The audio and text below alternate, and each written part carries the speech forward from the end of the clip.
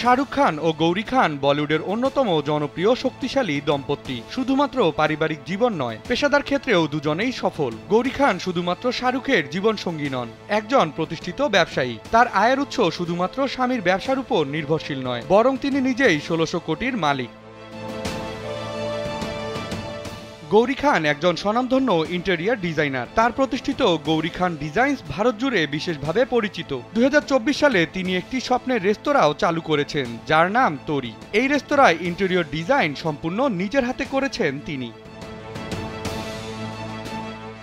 এছাড়াও গৌরী খান শাহরুখ খানের একাধিক ছবির প্রযোজক হিসেবেও কাজ করেছেন। রেড চিলিজ এন্টারটেনমেন্টের অন্যতম মুখ্য অংশীদার তিনি। স্যান্ডেলিনা সো, রূপচর্চায় আভিজাত্য।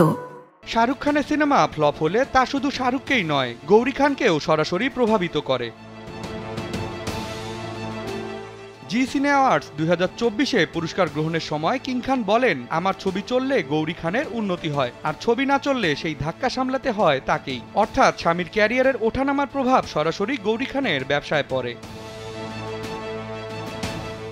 শাহরুখ খান বর্তমানে ৭,০০০ কোটির মালিক হলেও জীবনসঙ্গিনীর নিজস্ব সম্পত্তির পরিমাণ প্রায় ১৬০০ কোটি ভারতীয় রুপি। শুধুমাত্র ইন্টেরিয়ার ডিজাইন ও রেস্তোরাঁ ব্যবসা নয়, ব্র্যান্ড অ্যাম্বাসিডর এবং প্রযোজনার মাধ্যমেও বিপুল অর্থ আয় করেন তিনি।